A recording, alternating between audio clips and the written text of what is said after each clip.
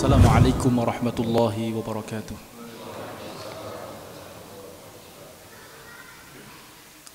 Alhamdulillahilladzi hamdan katsiran tayyiban mubarakan fih kama yuhibbu rabbuna wa yardah.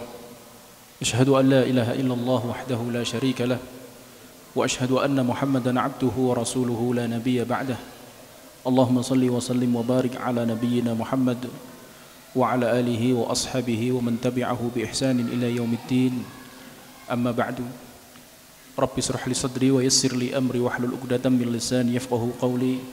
Allahumma anfa'na bima 'allamtana wa 'allimna ma yanfa'una warzuqna 'ilman wa hudan wa tuqan wa salahan ya rabbal alamin. Faqala Allahu 'azza wa jalla fi kitabih, ya ayyuhalladzina amanu taqullaha haqqa tuqatih wa la tamutunna illa wa antum muslimun. Wa qala Nabiy sallallahu alaihi wasallam fi haditsih, ittaqillaha haitsuma kunta wa adbi sayyi'atal hasanata tamhuha wa khaliqin nas bi khuluqin hasanin. Jamaah Bapak Ibu sekalian yang dimuliakan Allah Subhanahu wa taala. Alhamdulillah pada kesempatan malam yang berbahagia ini Allah Subhanahu wa taala masih memperkenankan kita kembali untuk bisa melanjutkan estafet amal soleh yang kita lakukan, bahwa sebaik-baik amal soleh yang dilakukan oleh seorang hamba adalah mereka yang berkesinambungan, mereka yang terus-menerus tanpa ada bosan, bahkan mereka mengharap kepada Allah Subhanahu wa taala. Di antara harapannya adalah semoga dari amal soleh yang dilakukannya, amal ibadah yang dikerjakannya itu pun diterima oleh Allah Subhanahu wa taala. Dan harapan yang besar yang kita harapkan kepada Allah Subhanahu wa taala, yang mudah-mudahan itu semua kita lakukan sebagai wujud syukur kita kepada Allah Subhanahu wa taala biqaulina alhamdulillahi bi ni'matihi tatimmus shalihat. Salawat dan salam semoga senantiasa tetap terlimpahkan kepada Nabi kita Muhammad sallallahu alaihi wasallam. Allahumma shalli ala Muhammad wa ala ali Muhammad.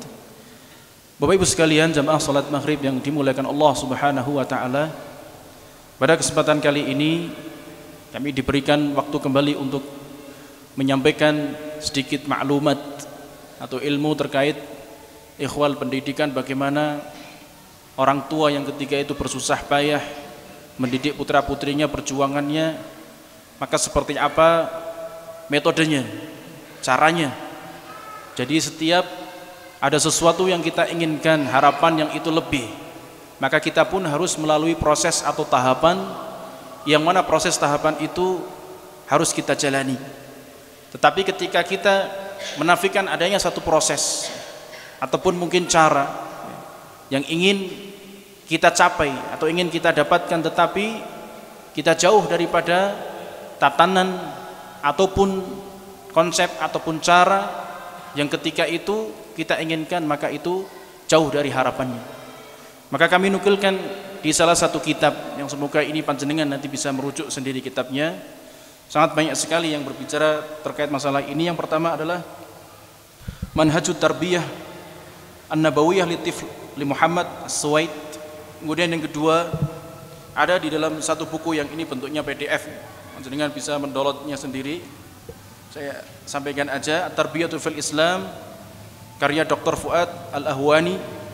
Kemudian Ar-Risalah Al-Mufassalah fi Ahwalil Muallim wal Muta'allim karangan Abu Al-Qabisi. Semuanya bisa panjenengan dapatkan itu di online, makanya bisa dapatkan download.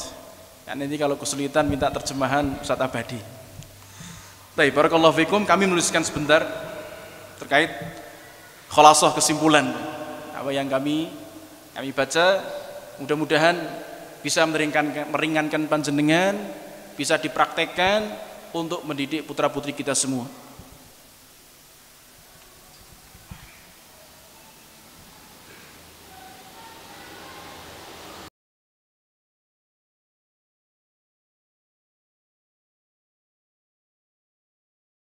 Bapak Ibu sekalian yang dimuliakan Allah Subhanahu wa taala, ini beberapa khulasah, simpulan yang kami baca, semoga nanti panjenengan bisa menambahkan.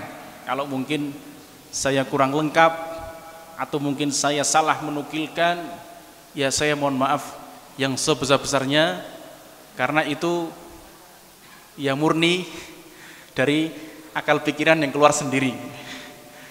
Maka kita sama-sama hari ini mencoba untuk berusaha bagaimana kita selaku orang tua, sebelum nanti ada kisah-kisah yang semoga nanti bisa memotivasi kita terkait kisahnya Imam Ahmad Ibn Hanbal rahimahullah, terkait kisahnya Imam Asy-Syafi'i rahimahullah, terkait kisahnya putra-putrinya Al-Khansa yang semuanya empat-empatnya meninggal di jalan Allah Subhanahu wa taala.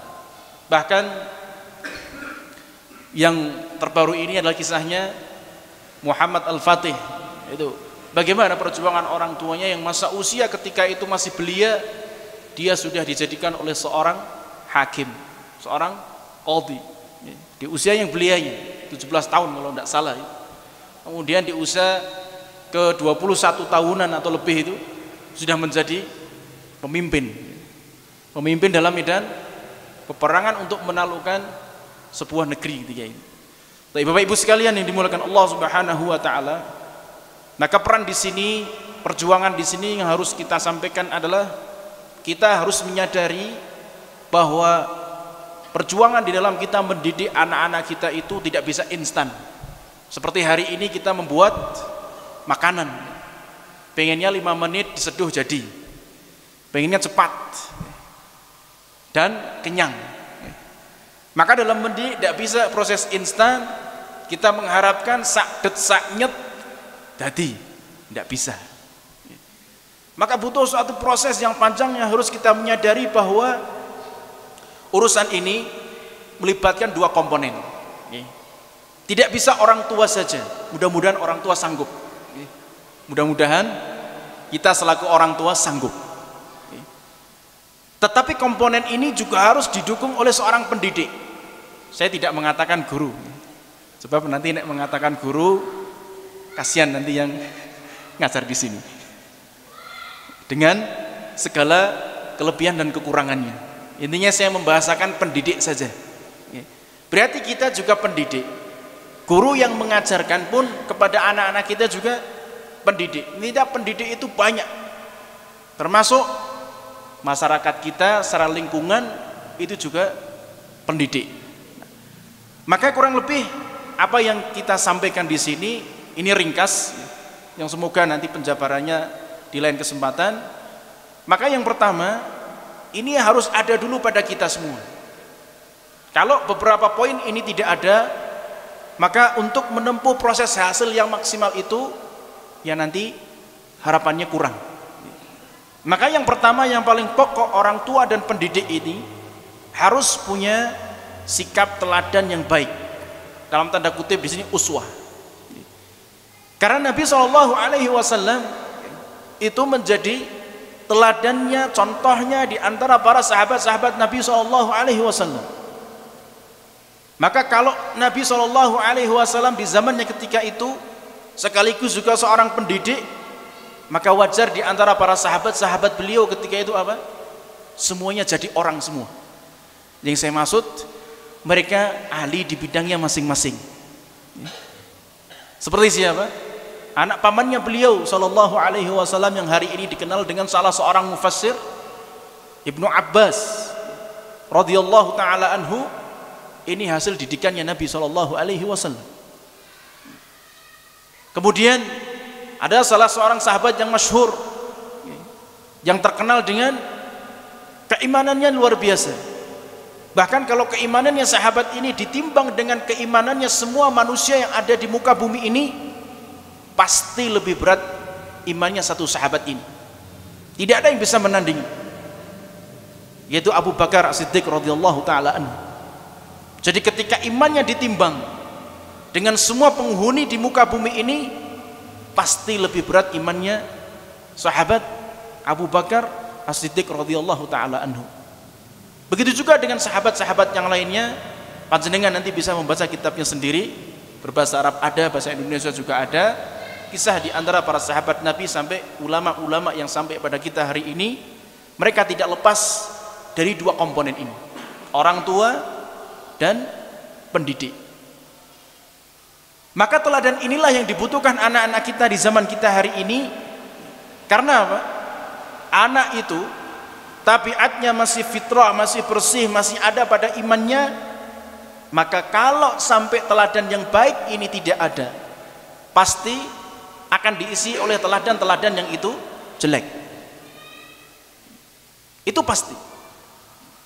Kalau kebaikan tidak pernah masuk, teladan tidak pernah masuk yang baik, maka pasti akan mencari sesuatu yang itu jelek, dan itu sangat mudah untuk didapatkan. Terutama apa?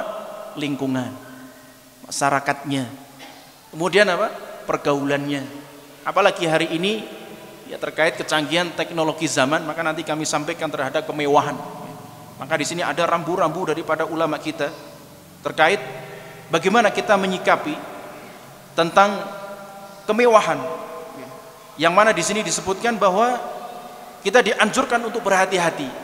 Bukannya tidak boleh, mewah itu boleh. Tidak ada larangan dalam agama kita. Larangannya adalah ketika itu ada unsur kibernya, ketika itu ada unsur sombongnya, kita merendahkan orang lain, bahkan menganggap kamu tidak ada apa-apanya dengan saya, baik dari segi ilmu, dari segi materi, dari segi pengalaman, bahkan dari sisi apapun, kamu ini tidak ada apa-apanya. Maka kemewahan yang Allah Subhanahu wa ta'ala berikan kepada kita, maka kita harus bijak menggunakan fasilitas, kemewahan, sarana itu yang Allah berikan kepada kita, bagaimana supaya fasilitas tersebut itu membawa satu manfaat. Nanti insya Allah di sesi terakhir. Nah, kembali kepada teladan ini, bahwa teladan yang baik, yang mutlak, yang harus kita contoh selaku orang tua dan pendidik, maka tirulah Nabi SAW. Karena apa? Ada salah satu buku yang menarik yang harus kita juga baca, itu Ar-Rasul Al-Muallim. Jadi Rasul itu seorang pendidik. Maka baca buku ini semoga bisa memotivasi kita semua. Jadi teladan yang baik ini harus dimunculkan pertama kali oleh seorang pendidik. Kita orang tua juga pendidik, guru yang mengajari anak-anak kita juga pendidik. Maka ketika kita sudah berbicara dua komponen ini, orang tua dan pendidik atau guru, maka semua harus bisa menampakkan teladan uswah di hadapan anak, meskipun awalnya kita berat untuk melaksanakannya. Ini poin yang pertama. Dan ini butuh perjuangan. Tidak semudah kita membalikkan telapak tangan. Gampang, nggak ada 1 menit kita bisa membolak-balikkan telapak tangan kita. Tetapi anak itu punya penglihatan yang sangat jeli, punya panca indera yang mungkin kita lalai. Salah satunya al-ainu, mata. Jadi penglihatannya anak itu sangat jeli terhadap apa yang kita lakukan. Itu rekamannya kuat, kuat sekali.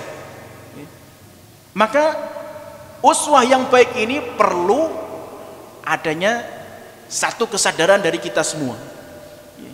Kita harus menyadari. Sebab kalau kita tidak menyadari hari ini, biarlah kebaikan itu diambil gurunya lah yang mencontohkan. Orang tua tidak perlulah, karena mungkin belum mampu.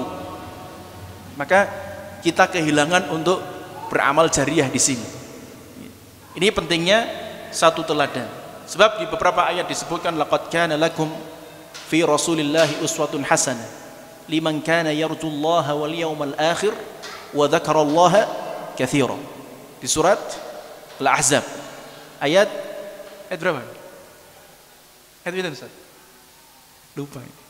Nanti bisa dicek ya, kalau tidak 21, 22 di antara itu. Laqad kana lakum fi rasulillahi uswatun hasanah. Sudah pakai lam sama qad. Ini maknanya penegasan, taukid. Lamu taqid, qadnya juga sama. Jadi sungguh benar-benar ada suri teladan yang baik itu ada pada diri Rasul sallallahu alaihi wasallam. Bagi siapa? Bagi mereka yang beriman kepada hari akhir dan mengharap ridha Allah Subhanahu wa ta'ala, wa dzakarallaha katsiran, dan mereka yang mengingat Allah Subhanahu wa ta'ala sebanyak-banyaknya. Ya, maksudnya ini. Jadi kita selaku para orang tua dan pendidik ini, bagaimana kita bisa memunculkan ini meskipun awalnya agak berat. Tapi mudah-mudahan berat di awal itu memudahkan kita nanti untuk kelanjutannya. Kemudian yang tidak kalah penting adalah metode yang kedua ini harus bisa bersikap adil dan sama. Nah ini kalau anaknya satu, anak didiknya satu, tidak masalah, enak, kemana-mana bisa ikut kita.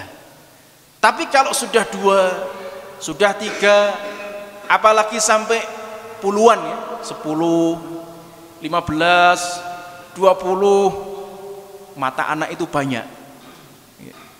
Dan masing-masing anak itu punya tipikal karakter yang berbeda. Nah ini uniknya anak-anak. Jadi semuanya itu bisa terekam. Jadi apapun yang dilakukan orang tuanya ataupun pendidik itu sangat membekas sekali. Maka bersikap adil ini atau bersikap sama ini harus ada, tidak boleh membanding-bandingkan anak satu dengan anak yang lainnya. Misalkan sendiri, kita punya anak sendiri, anak kita 5 misalkan, dibanding-bandingkan, itu loh kakakmu dulu kalau belajar itu cepat sekali, kamu belajar aja lama sekali, ngantuk, dikit-dikit ngantuk, capek dan sebagainya. Tidak boleh kita membandingkan, maka nanti masuk pada yang terakhir ini. Tidak boleh kita mencela, karena apa? Membanding-bandingkan itu termasuk bagian mencela. Sadar atau tidak sadar, terkadang ya mohon maaf, kita selaku orang tua ketika punya anak lebih dari satu, ini pasti punya perbandingan. Itu pasti. Kadang mungkin kita pilih kasih, itu iya. Sampai terkadang anak yang itu tidak pernah diperhatikan, tidak dikasihi, itu terkadang apa? Bersikap yang berbeda, menampakkan satu kecemburuan di hadapan orang tuanya. Contoh yang paling sederhana ya. Ketika kita membelikan permen kepada anak kita, ini jumlahnya 5 misalnya, kita kasih setiap anak ini sama bagiannya atau dibedakan? 5 anak ini, karena besar kecilnya usia tadi, disamakan semua atau yang kecil lebih banyak, yang besar lebih sedikit? Maka dalam contoh ini yang sederhana itu disamakan semua, asalnya disamakan semua. Tetapi ketika ada satu penalaran yang lebih pada anak-anak yang besar, maka disampaikan itu. Ini nanti proses tahapan yang berikutnya. Jadi ada waktu, terkadang kita harus tepat menasihati. Ada waktu terkadang kita tepat menasihati. Di antara waktu-waktu ini yang tepat kita untuk menasihati, yang pertama, satu, ketika anak ini sedang sakit.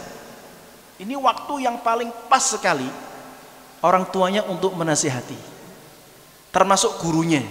Nah dulu anak-anak kecilnya dulu, zamannya siapa? Saya tidak tahu. Zaman kita atau mungkin zaman orang tua kita, itu nih ada anak yang sakit, guru dan murid-muridnya itu apa? Datang ke rumah.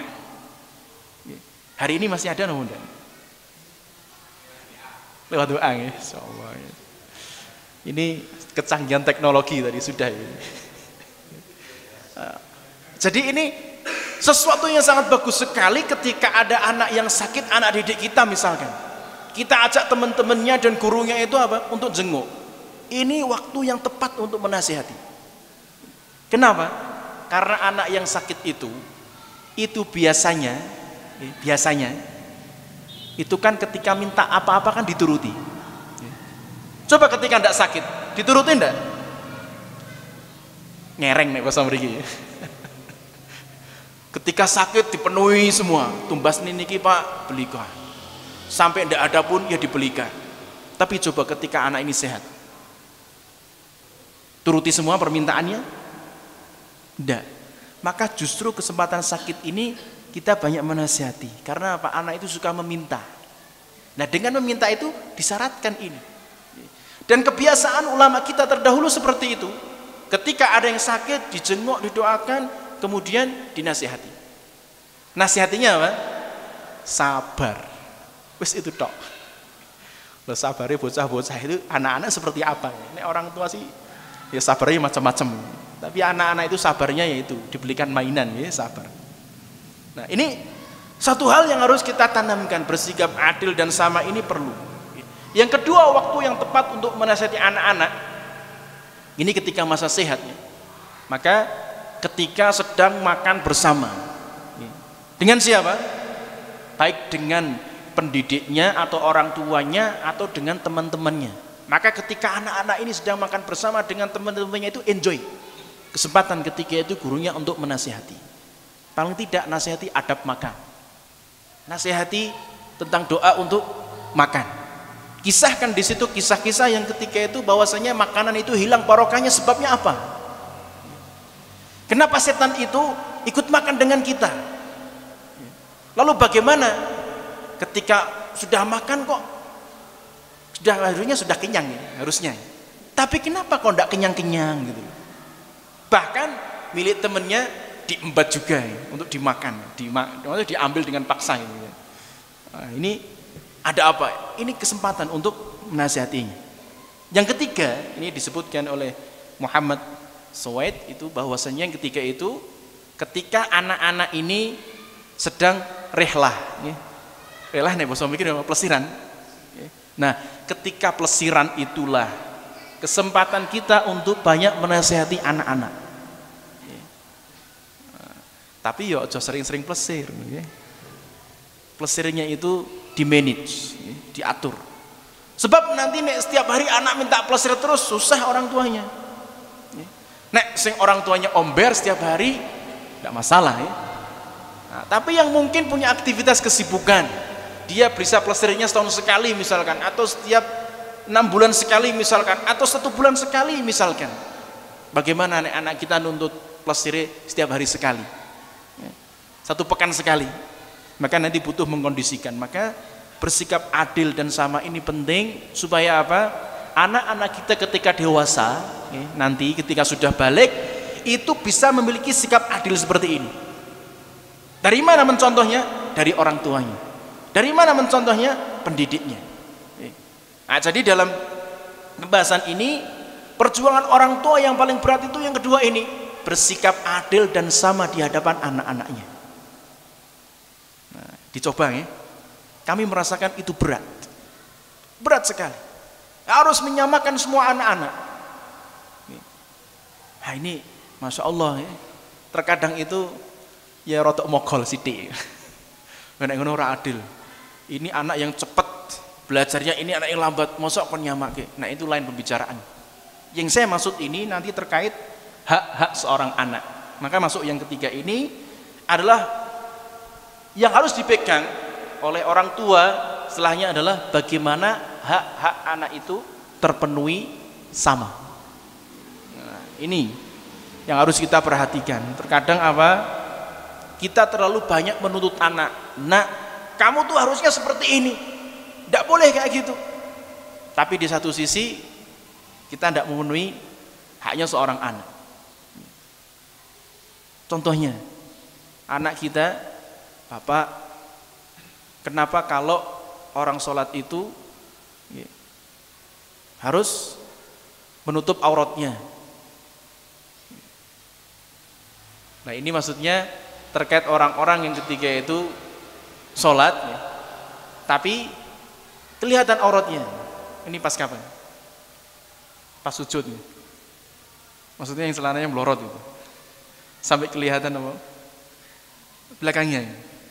Ini hati-hati kalau orang tua sholat seperti itu kemudian anak lihat, nanti anak ini merekam kuat, akan berhujah dengan dalilnya orang tua. Ini jangan disalah tafsirkan.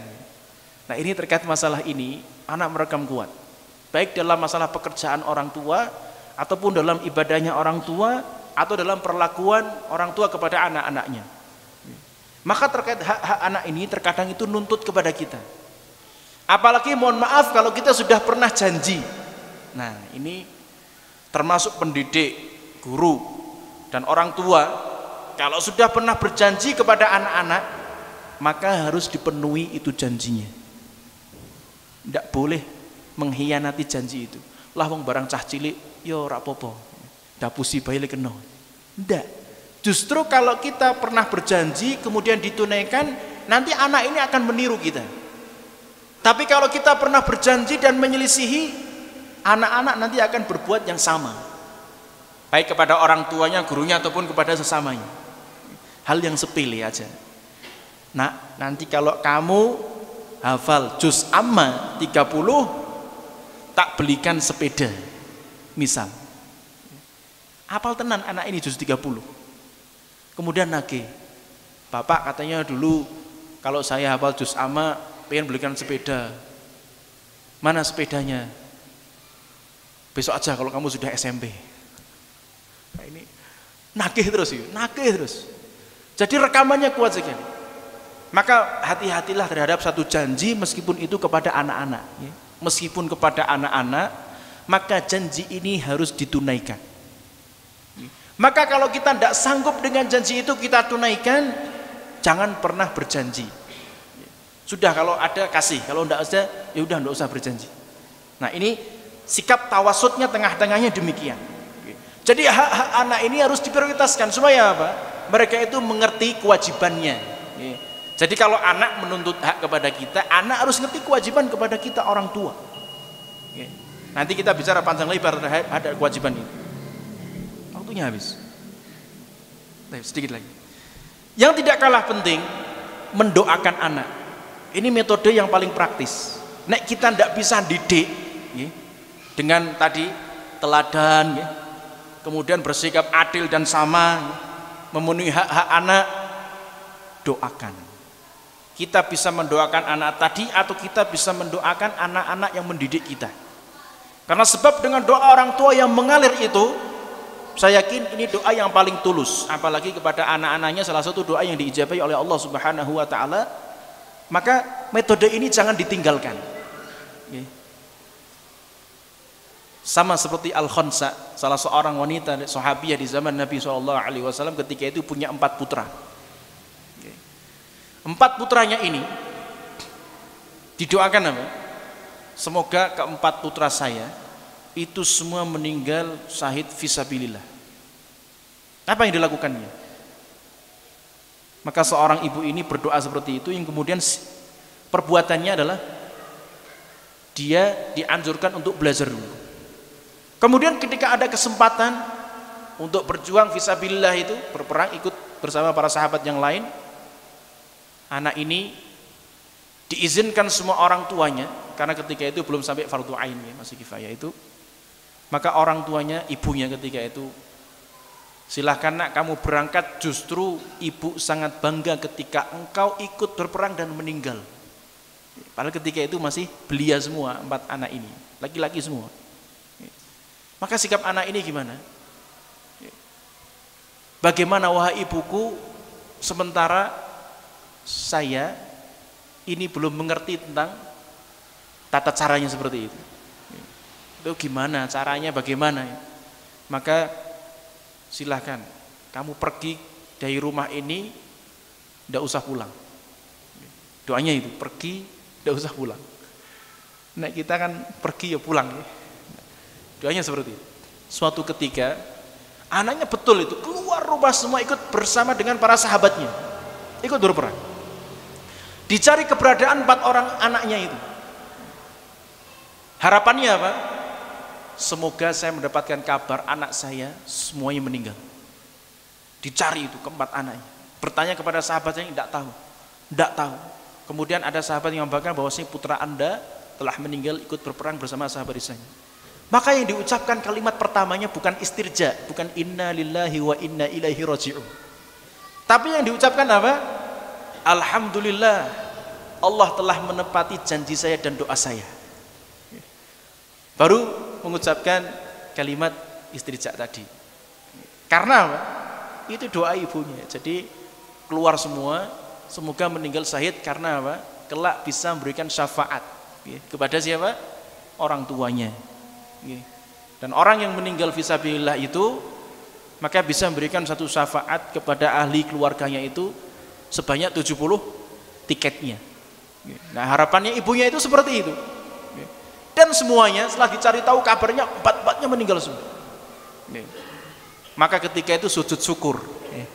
Sujud syukur bukan bersedih tapi malah senang, sujud syukur sembari berdoa kepada Allah Subhanahu wa taala, mudah-mudahan semuanya diterima. Maksudnya kesahitannya itu diterima oleh Allah Subhanahu wa taala. Karena apa? Keteguhan hati seorang ibu dengan doanya tadi. Maka kita orang tua dan pendidik ini jangan pernah lepas daripada doa. Meskipun hari ini tidak terwujud doanya, tidak apa-apa, jangka panjang. Meskipun kita meninggal dunia tidak mendapatkan itu doanya, tidak apa-apa. Karena orang perjuangan itu jangan pernah mengharapkan hasilnya sekarang. Orang yang berjuang itu jangan pernah cepat instan, tidak bisa. Perjuangan itu kita akan mengerti hasilnya itu apa? Setelah kita sudah tua atau bahkan setelah kita meninggal dunia, baru kita mendapatkan terus jariahnya. Nah, itu perjuangan kita. Nah, dari sini yang tidak kalah penting adalah bantu anak-anak itu untuk berbuat baik dan patuh. Ini yang paling pokok. Bantu anak kita untuk bisa berbuat baik dan patuh. Ini paling penting. Maka kendalinya ada pada siapa? Orang tuanya yang paling pokok, ayahnya. Ini kendali utamanya. Kalau ayahnya sudah tidak ada, kendalinya pada ibunya. Tapi biasanya anak ketika sama ibu manja. Tapi kalau anak dengan ayah tegas. Nah, meskipun ada yang ya tidak tegas, ya ada. Tapi semua kembali kepada karakter masing-masing.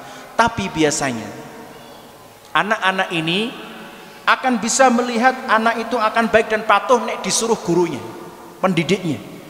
Pasti manut. Tidak ada anak yang disuruh pendidik itu tidak manut. Tidak ada. Meskipun apa? Nek tidak dihukum. Nah, ini ancaman terakhir. Itu mesti. Kalau enggak, diapain? Enggak dikasih uang jajan. Nah, kita orang tua biasanya seperti itu. Nah, kalau anak saja itu nurut sama pendidik, harusnya anak itu nurut kita dengan orang tuanya. Karena saya yakin orang tua tidak akan menjerumuskan anak-anaknya ke dalam kejelekan. Yakin saya. Tidak ada. Sejelek-jeleknya orang pasti tidak akan pernah mengajarkan keburukan kepada anak-anaknya dan menjerumuskan. Tidak ada. Apalagi pendidik pasti tidak ada. Kalau sampai ada pendidik yang demikian, cabutlah itu anaknya, ganti dengan pendidik yang lain. Nah, ini hal yang paling penting, membantu anak untuk berbuat baik. Maka kalau mungkin anak kita tidak bisa berbuat baik, patuh pada kita, minta kepada pendidiknya, tolong nasihati anak saya supaya apa? Berbuat baik kepada saya, patuh, taat kepada saya. Maka wasilahnya itu. Jadi dua komponen ini saling melengkapi, dan ini membutuhkan satu perjuangan yang terus menerus, to be continue. Nah, kemudian yang tidak kalah penting, jangan suka mencela. Ini metode para ulama kita dulu. Jadi mereka dalam mendidik generasi-generasinya itu, mereka sama sekali tidak pernah mencela.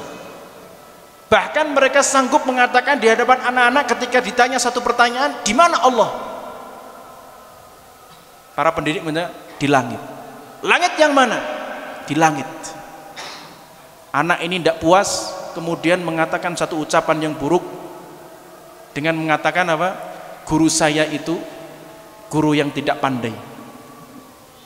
Maka ketika kita dihadapkan orang tua dengan ucapan seperti ini, atau seorang pendidik, bagaimana sikap kita? Kita terima atau kita marah? Gimana sikap kita? Maka sikap kita harus menerima, meskipun dalam hati yo janjane arep emosi ya. Tapi jangan pernah kita menambahkan emosi kemarahan di hadapan anak. Jadi kalau marah itu dompet kewai, ditahan. Tapi ini emang harus marah ya, keluarkan itu dengan syarat tidak memakai kekerasan. Karena dengan celaan itu, mencela itu sama dengan mendoakan yang jelek. Kalau itu ditunjukkan dalam bentuk perbuatan, maka perbuatan mencela ini termasuk bagian laknat. Maka tidak boleh. Siapapun itu, baik seorang pendidik atau orang tua, maka tidak boleh suka mencela dengan kekurangan anaknya. Semua itu atas karunia Allah Subhanahu wa taala, maka kekurangannya pun harus kita terima dengan ikhlas. Harus kita cari solusinya. Tidak boleh menyerah. Karena berjuang itu kalau menyerah di depan, ya itu namanya sudah wassalam. Jadi terus to be continue.